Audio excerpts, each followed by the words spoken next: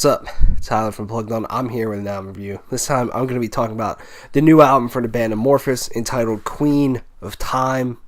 This came out on Nuclear Blast Records. This is their 13th album and the follow-up to Under the Red Cloud from 2015, which is a fucking awesome album. If you don't know Amorphis, I would say they're a melodic band from Finland, and they have some melodic death metal elements at times.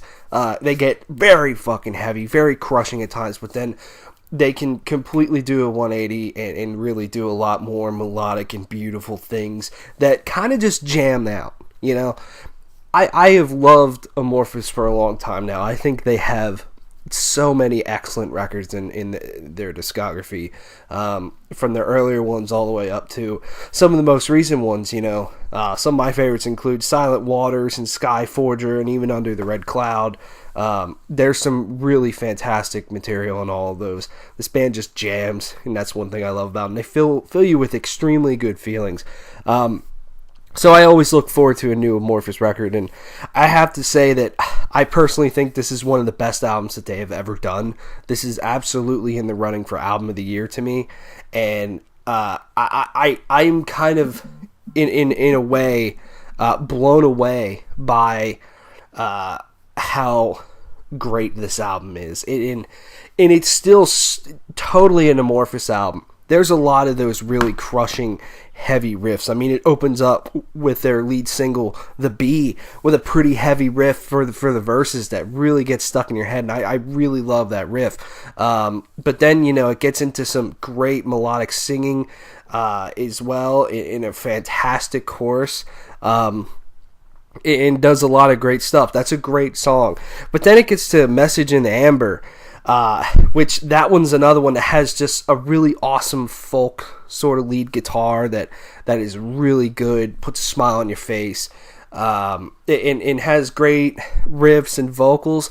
But it's kind of the middle section that blew me away the first time I heard it, because it has this kind of crushing breakdown sort of rhythm, in these very symphonic vocals that came in, that I'll be honest with you, I was kind of taken aback by, because Amorphis doesn't do a ton of this stuff, and it just totally added a totally different element to the track.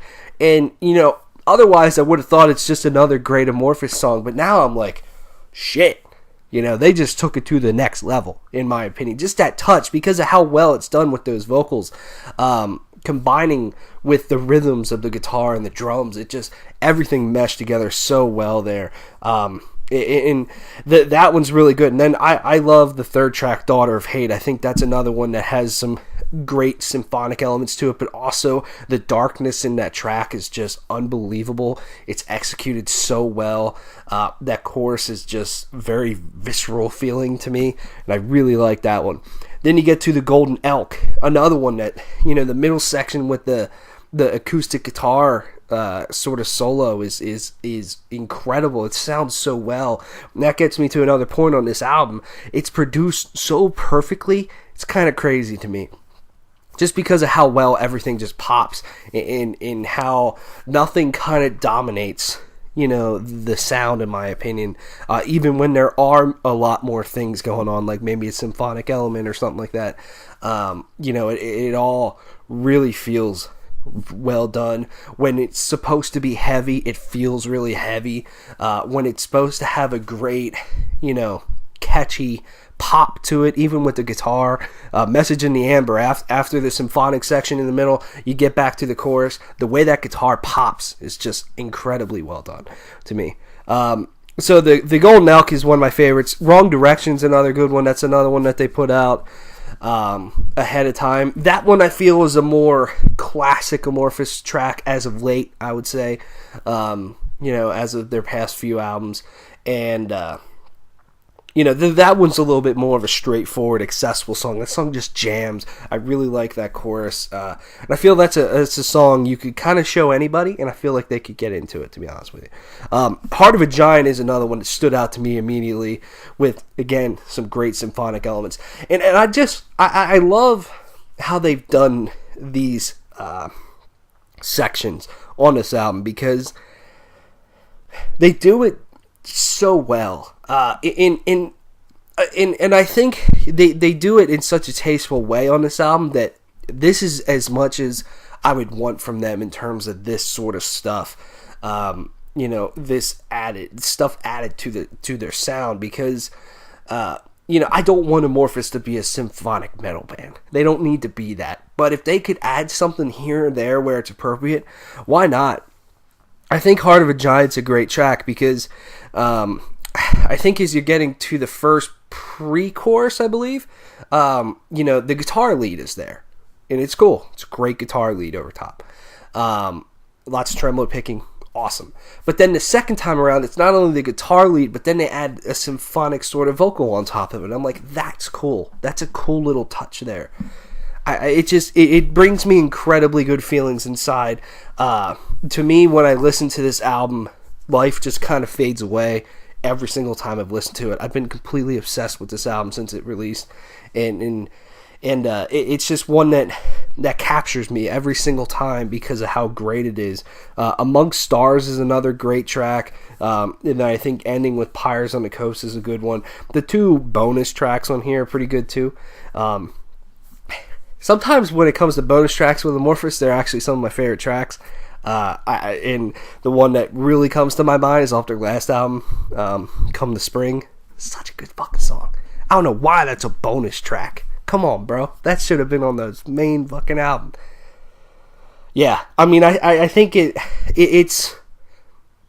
This album is everything that I want from Amorphis in terms of great riffs, lots of very catchy, crushing vocals, but then beautiful, clean singing, and then also a lot of melodic guitars going on. That's very well thought out. But then they've added so many elements, and the songwriting here is just so strong. It really keeps everything fresh to me. Because as much as I have enjoyed Under the Red Cloud and Circle, say their past two albums, I mean, those two albums I think are really strong. One could make the argument that it's another Amorphis album. It's kind of sounded the same for a while. That argument could be made. I don't agree with that argument because I think their songwriting is just so well done that even if they have a similar style and sound, there's still great tracks on there.